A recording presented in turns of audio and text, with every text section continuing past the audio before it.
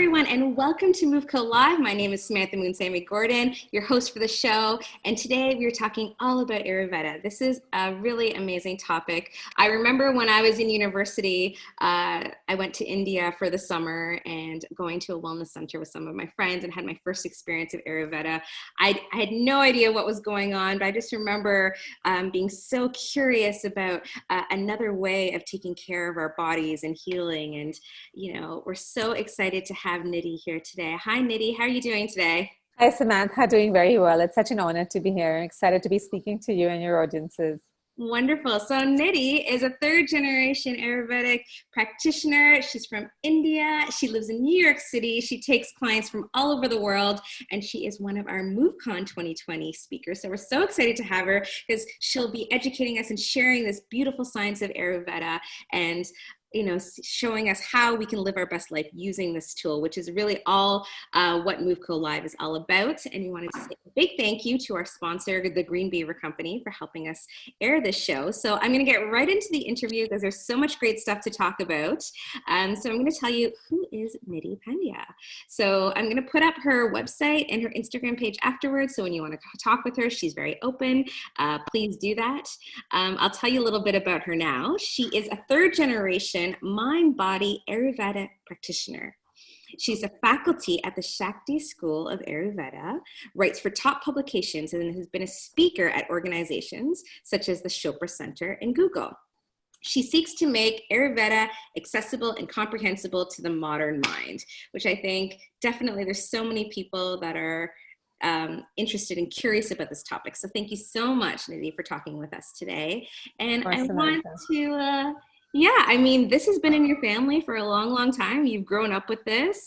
This is your world. But for many people, this is their first time maybe even hearing anything about it. I want to start with the first question, which is tell us about your practice and what makes you different compared to a traditional Ayurvedic practitioner.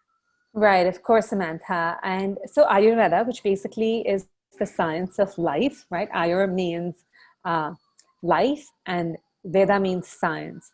So Ayurveda literally is the science of life, and it's just like biology, physics, chemistry, they all are sciences of different topics. Ayurveda really teaches you how to live in harmony with the nature and harmony with yourself. It really gets us to understand the human body at the deepest level that we can ever understand.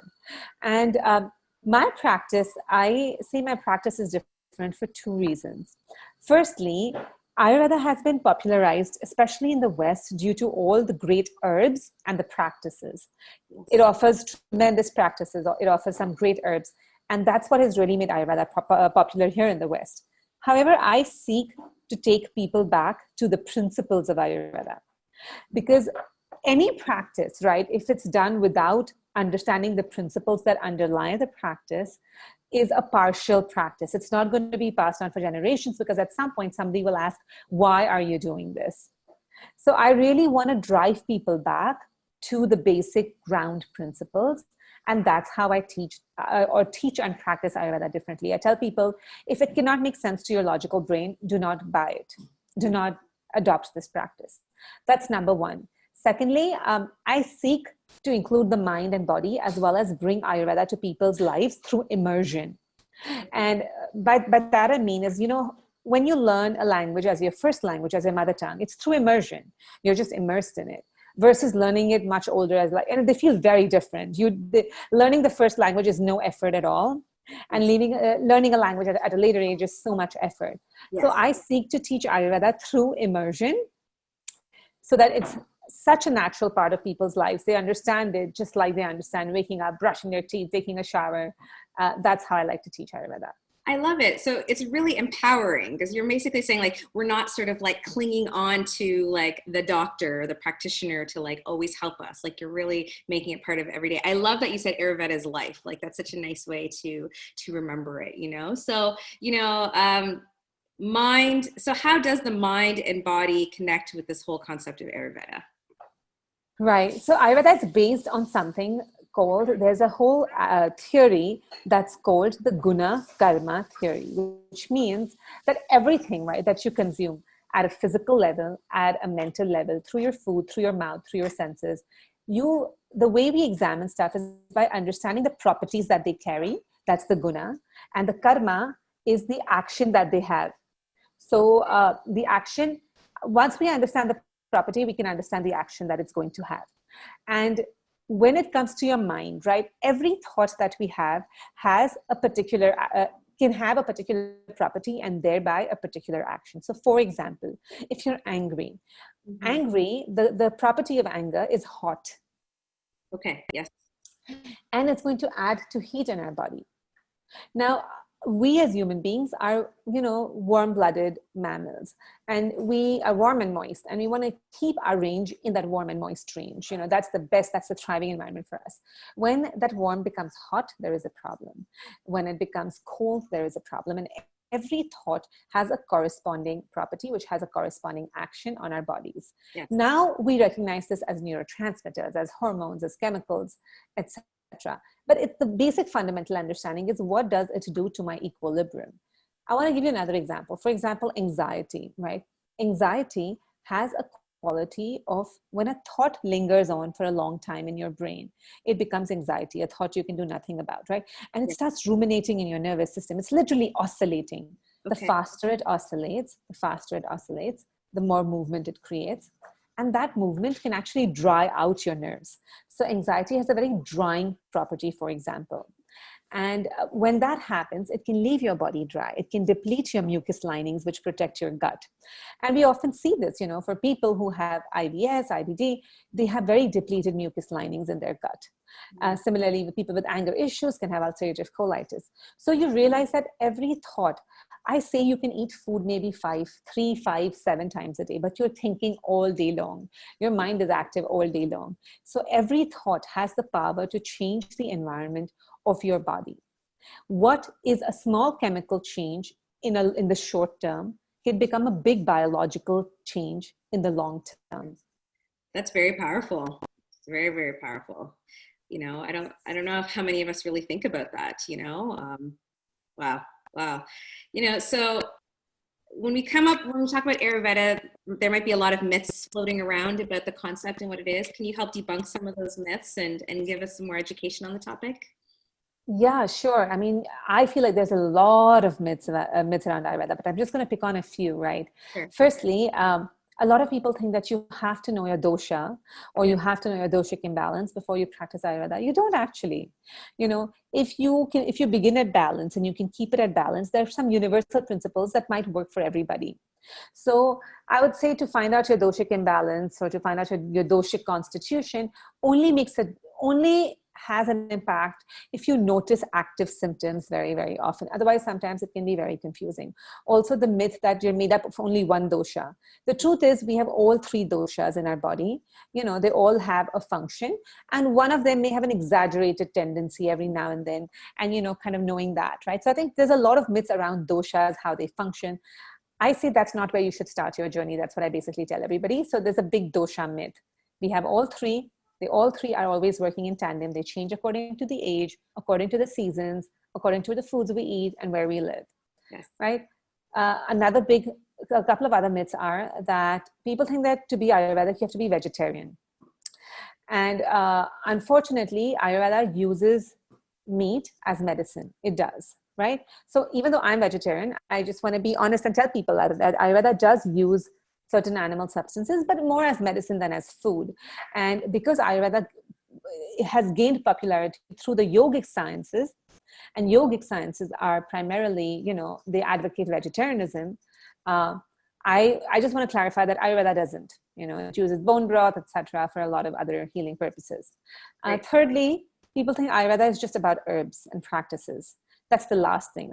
Herbs and practices are 5% of Ayurveda. Everything else is deep-rooted principles. It has everything from the kind of person you should marry, to the kind of friends you should have, to what is a good day for ovulation, to copulation. It has everything. So it's a complete science. There's nothing that a human being does and engages in that is not covered in the Ayurvedic Shastras or the scriptures. Wonderful. So as a practitioner yourself, since it covers so many things, do you have a specialty? Because it seems like there's so many things. How do you become to know everything? Do the principles sort of guide you to coach everyone on every topic? No, the principles do give you a basic understanding because they're so universal, Okay. right? So the principles do give you a basic understanding. However, I'll be honest with you, right? The more you work with a certain type, a certain type of condition or problem, the more, the better you get at that, right? So for me, for example, I work a lot with women, gut, sleep, anxiety. Those are the things, and children. Those are the things that I truly enjoy working with a lot, as well as people who have health imbalances because of their mind. I really would like to work with that as well. High stress, high anxiety, that Yes. whole population. And the other thing is, Samantha, people don't need to have an Indian diet or follow Indian principles or have Indian herbs to follow Ayurveda, because the principles are universal. You could be living in Timbuktu and eating your cuisine, and you could still be following Ayurveda if you get the principles. Which leads to my next question perfectly. Like, where should one start in their Ayurvedic journey? Right. So in anybody, when they want to start an Ayurvedic journey, what I would say is, before you even get a book, start by really listening in, tuning in to the symptoms that your body is giving you, and write them down. Then get a list of the 20 properties. We were just talking about how everything has a property, even a symptom has a property. Let's get yourself, just print it out off online, the 20 properties in Ayurveda. And they're opposing properties like hot, cold, moist, dry, etc. Right? Sit by writing down all your symptoms, and by yourself intuitively say, what properties are these symptoms displaying? That is the best place to start. Then when you go and you read about the doshas, don't take a dosha quiz, then go ahead and read about the doshas. At that point, you are kind of doing a reverse journey in the understanding. I mean, reverse from what the modern man does today, but that's really technically how it's supposed to be done, where you understand yourself first and you build up to understanding how your body is functioning with these 3 doshas, rather than taking a quiz, having a label and a title, and then working backwards and really not understanding, really not comprehending. So I would say this is a really great way to work up. Follow some simple practices like tongue cleaning, etc. Start by eating warm and moist foods, eating a heavier lunch, and really enjoying the balance, the natural balance that your body brings by just these simple things, by just listening to it and creating, following these basic principles of eating warm and moist foods, eating a heavier lunch, lighter dinner. And at that point, when I think a person is comfortable, I think that is a good time to work with an Ayurvedic educator who can then take you to the next level. But I feel like without having done a little bit of work and introspection on, yourself, the journey, it's a glamorous one now in the West. It's a fun one, but it's incomplete. I love it. I really love how it really is inclusive to everyone. Like, the way you teach is really like, no matter who you are, where you are in the world, what resources you have, like, we all have ourselves a pen and a piece of paper to just like take this time and do it. Like, I love how the way you're talking about our health is so empowering. Like, I feel excited to go and have this quiet time with myself. And I feel like I know where to start, like, thanks to some of, your laser coaching right now. So I'm sure for a lot of, the science people out there, they want to know more. They want to know, like, how does modern science and Ayurveda come together? So, how it has, for me, what's been very interesting, Samantha, is to understand how many things we've discovered in the West now that were existing in Ayurveda, not in code language, right? So there are many, for example, the principle of intermittent fasting comes from Ayurveda, but the principle of autophagy, or the reason, that your body goes into ketosis when you don't give it food, that concept is present in every Ayurvedic text, the understanding of it, that how your Agni, or your digestive fire, comes up every day.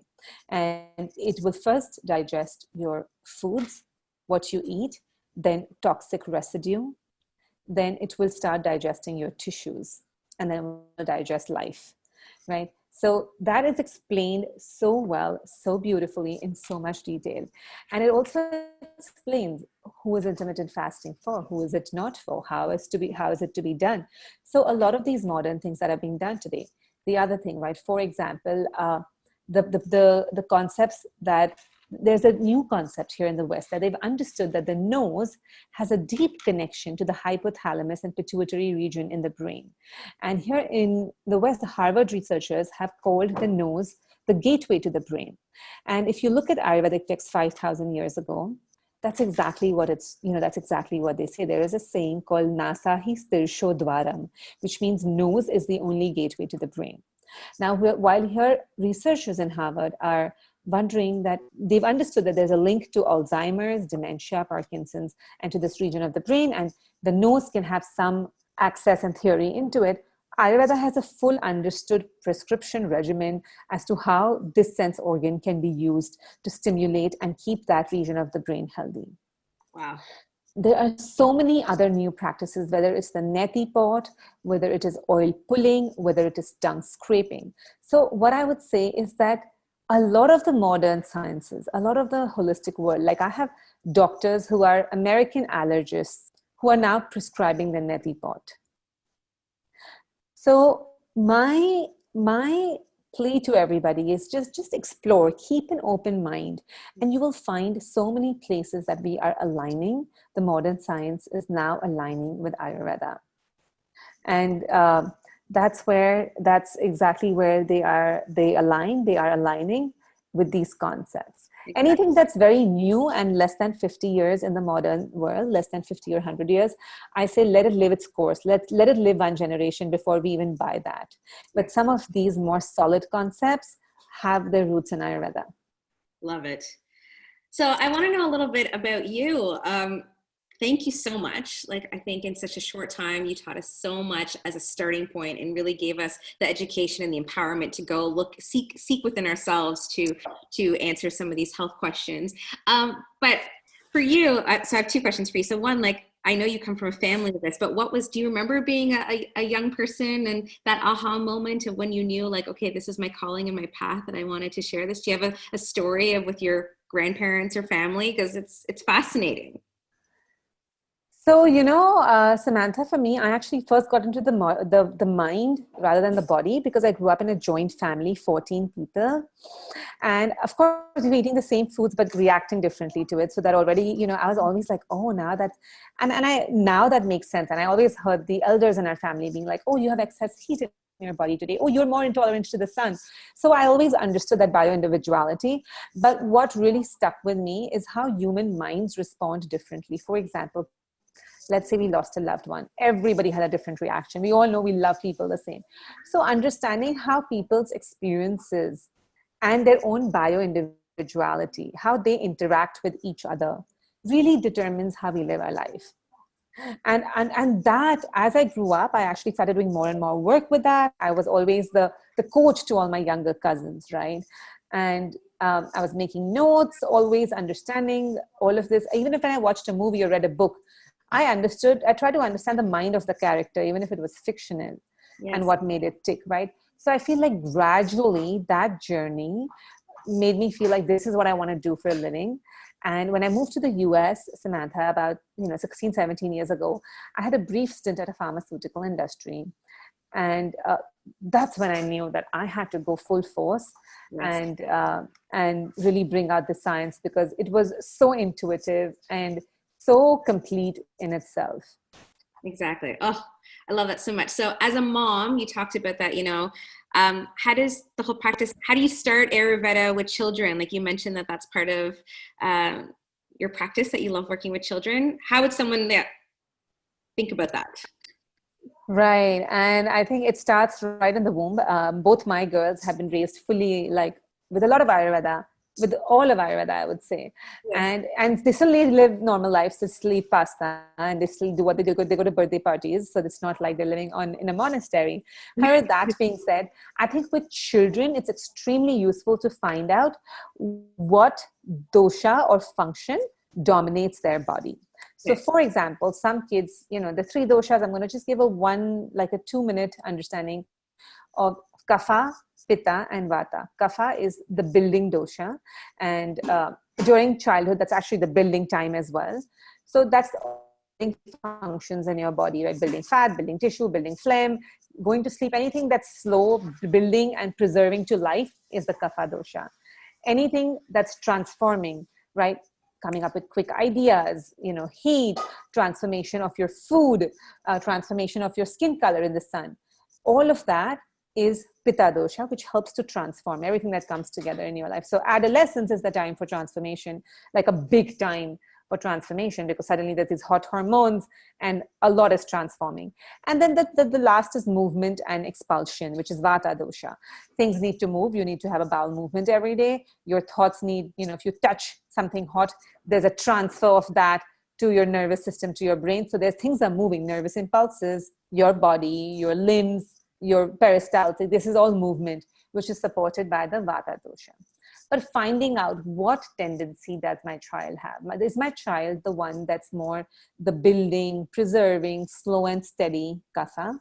Or is my child the sharp, hot, fiery, diaper rashed, body rash, cannot stand heat, Pitta, right? Which of these, they all have all three, right? But yes. Which of these three dominate, has an exaggerated function? Or is my child the little uneasy, moving, constipated, slightly dry Vata? Because movement usually comes with dryness. It dries things out.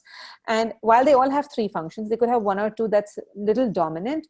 And I think to support your child in that manner, understanding how you can support it when you have an exaggerated function of one of these three doshas can help tremendously. I have a hot, fiery one in my house, and I have a dry, fiery one in my house. So I have a Pitta dominant and I have a Vata dominant. And my Vata dominant needs more oil massages, more sleep. My Pitta dominant needs more coconut water, more cooling, more fragrances, more, white clothes, whatever. The treatment protocols are many and they're very simple, but just understanding what they are makes a huge difference. Your kids will not get sick, literally, once you understand their bio-individuality and gently support them. You don't need to go to herbs. You don't need to, just lifestyle and basic, simple dietary habits. Oh, I feel so good, Nidhi, just talking to you and hearing all of this stuff. I've learned so much in this little time. I want to thank you so much for your time. I'm going to put in the show notes Nidhi's Instagram page and her website. She's got so much great information there, and I can't wait. So in November, there's MoveCon 2020, and she'll be talking more and teaching us more about this very fascinating topic of Ayurveda. And, thank you again, Nidhi, so much for your time. And thank you so much for having me, Samantha, and thanks for all your great questions. Thank you so much. So good luck. All the best in New York City. I'm here in Ottawa. So thank you again. We are here, MoveCo Live. Thank you again to the Green Beaver Company for sponsoring the show. In the show notes, I'll put a discount so you can buy some green natural products if you haven't already tried them. And wishing everyone a wonderful day. Take care. Bye, Samantha. Take care. Bye.